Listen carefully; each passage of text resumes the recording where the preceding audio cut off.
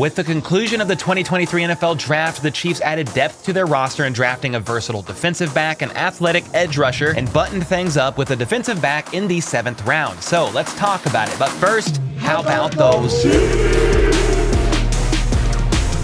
All right, lots of moves were made today, so make sure to slap that like button right across the face if you had a blast with the draft being in Kansas City, and let's get into all these draft picks. First up, in the 4th round, the Chiefs traded up for the 3rd time in a row, this time with the Vikings, giving up their 134th pick and a 2024 5th round pick to move up to pick 119, and with that pick, they drafted defensive back Chamarri Conner out of Virginia Tech. Chamarri was a 4-year starter who never missed a game, starting 48 in a row. That's freaking wild. And was also team captain his final season, so salute to him. He started out primarily playing special teams his rookie year, then played primarily in the nickel before being moved to safety his senior year. So this is a player that Spags love, someone who is able to move all over the field in a rather versatile manner. They're going to love that word in the secondary. Versatile, versatile, however you pronounce it. Doesn't matter. Chiefs area scout Anthony McGee said just that about Conner, that the greatest aspect of his game is versatility. He was asked to do a lot of things at Virginia Tech, and he will play all that you will need on the back end. Safety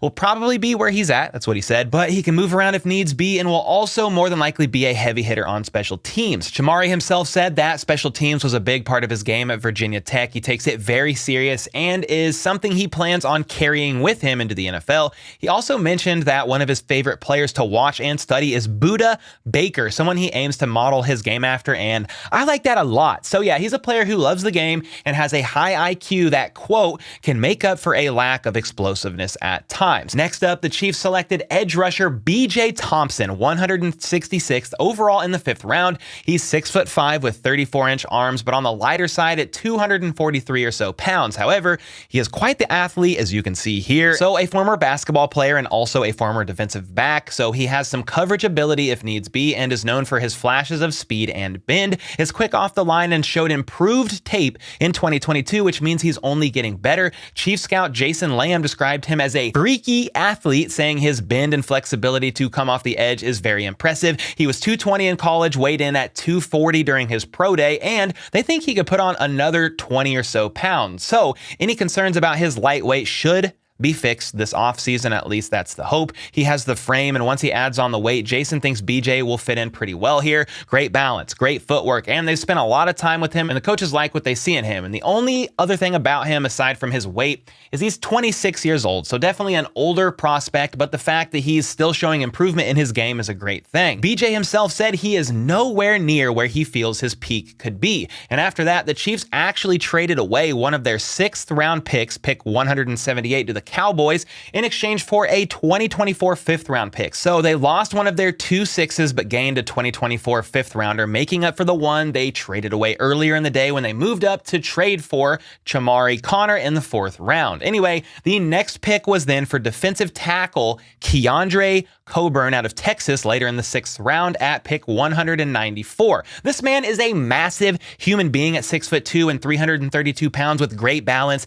heavy hands, a strong tackler, can move laterally quickly for his size, and is a solid run stuffer. His senior year, he racked up 28 tackles, 3 TFLs, a sack and a half, 1 forced fumble, and 2 QB hurries. He said he's ecstatic and honored to potentially play alongside a player as great as Nic Jones and is beyond grateful to be playing for a winning organization like the Kansas City Chiefs. And speaking of the team, their scout, Jason Lamb, weighed in on him as well, saying he loves Keondre's strength and athletic ability along with his quick first step, and they envision him being used in a bunch of different ways this year. And I am grateful for this pickup because Colin Saunders is now with the Saints, so Keondre could be a valuable piece to have along the line in Colin's absence. Not that he is Colin Saunders, he's his own player, but you know what I mean. And then with the final pick for the Chiefs, they signed cornerback Nic Jones. No, okay. They picked Nic Jones at pick 250 in the 7th round. He's 6 foot tall, 189 pounds, and racked up 14 passes defensed in 2022. He can move inside, outside, plus is an experienced coverage player on special teams. He's also one of the youngest cornerback prospects in this draft class at only 21 years old. Arrowhead Addict notes that he possesses tremendous ball skills and footwork and profiles as a press corner at the next level. And we know Brett Veach and company have a knack for finding great defensive backs backs in the later rounds. So I am very excited to see what he's able to bring to the table as he develops with the team. So good luck, Nic Jones. And with all that being said, there's all the Chiefs draft picks from day 3, bringing the total number to 7. They had 10 picks, but used 3 to trade up for 3 players actually in a row: Rashee Rice, Wanya Morris, and Chamarri Conner. And here's a look at all 7 players. You have defensive end Felix anudike-uzomah at pick 31, wide receiver Rashee Rice at pick 55, offensive tackle Wanya Morris at pick 92, defensive back Chamarri Conner at pick 119, defensive end BJ Thompson at pick 166, defensive tackle Keondre Coburn at pick 194, and cornerback Nic Jones at pick 250. So you've got 5 players on defense, 3 on the D-line and 2 defensive backs, and then the remaining 2 picks are on offense, 1 on the O-line and 1 receiver. And it's worth noting that there were no linebackers, running backs, or tight ends added, even though I thought they may snag at least a couple of those positions in the later rounds. But there's plenty of incoming UDFAs being added, which I will cover more than likely in a video tomorrow. There's quite a bit, and we will go over them and do a overview of the roster tomorrow. But for now, my current thoughts on this draft from Kansas City are, it was a good draft, not mind-blowingly insane per se, where I'm going to freak out, shave my beard, and leave the basement for once in my life, but pretty solid, with Veach finding players he liked that also were positions of need without reaching too terribly far for them. Some will argue that moving up for Rashee Rice was a bit of a reach, but Veach was high on him and wanted to make sure they snagged that man. And then for Felix in round 1, they knew he wasn't going to be available when they picked again later in round 2 and opted instead just to snag him at the end of the first round instead. On paper, I think the Chiefs were in the bottom half of team draft rankings overall, but I'd give them B minus, somewhere around there. Again, nothing horrible about the draft selections by any means, just overall decent selections for positions of need that the Chiefs hope/believe will translate as productive players on the field. Matt Lane from KCSN said that the Chiefs took some big swings on some great athletes on higher risk reward players compared to their prior drafts.